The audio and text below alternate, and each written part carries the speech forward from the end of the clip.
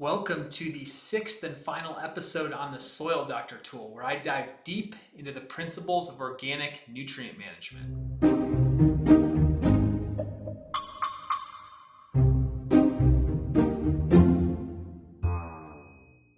In this episode, I'm going to talk about leaching, compost, and a few other tips for maximizing success using soil testing.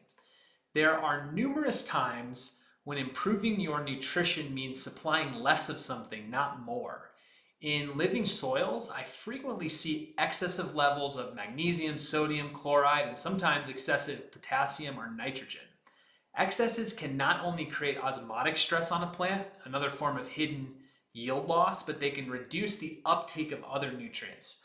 When magnesium and sodium are too high, you can safely assume your potassium is going to be reduced.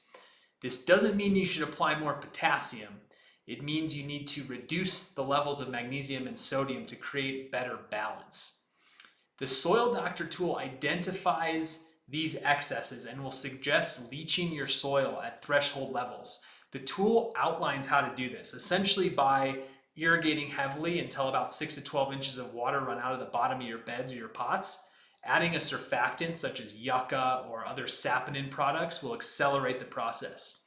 Also, watching the leachate EC drop as you do this will determine when enough is enough. Okay, compost. Another tip for growers using compost is to get a compost test, which is different than a traditional soil test. You can order one of these on my website and I do a free video analysis for you. If you get the target nutrient levels, you can actually enter the NP and K into the Soil Doctor tool, and the tool may slightly change the compost recommendation one way or the other. Knowing these numbers, along with the compost carbon and nitrogen ratio, the sodium, the magnesium, it's critical to determine the quality of your compost and the maximum application rate. Growers often ask me about when to apply their nutrient recommendations. The Soil Doctor tool's recommendations can be used as a pre-plant application or as a mid-cycle application. The tool actually provides a lot of guidance on how to change the recommendation for a mid-cycle application, as some of these amendments should be applied as a top dress, while some of them can be applied through a liquid drench. So the quantity of amendments recommended is what I would call quite moderate to conservative. Conservative enough to apply them all at once, or you can split it into 2 to 3 applications several weeks apart and retest after that. It's really up to you and your cultivation style. On that note, growers sometimes ask, do I have to use sulfate products? Of course not. Again, the recommendation the Soil Doctor tool spits out will tell you which nutrients are needed and even ranks them by priority. So for example, if the tool says the number one priority is nitrogen, that means it's very clear you need nitrogen. You can follow the recommendation to a T or decide an alternative method for getting nitrogen to the plant, whether that's via foliar or some other product that you love. If it recommends applying manganese sulfate with humic acid and you don't want to use manganese sulfate, use whatever manganese source you want to use. It's up to you. So maybe you want to foliar apply an amino chelated manganese. Do that. Maybe the tool recommends potassium sulfate, but you'd rather skip that and just increase green sand or compost a bit the next cropping cycle. Do that.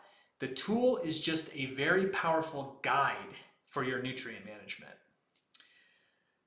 On the point of sulfates, potassium sulfate and gypsum will throw a large amount of sulfur into your system.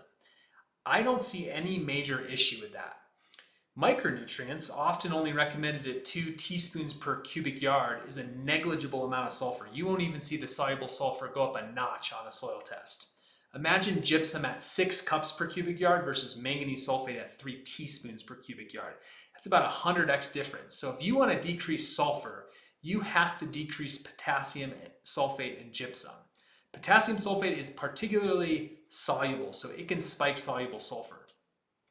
I'll add that the Soil Doctor tool is just a tool for addressing your soil.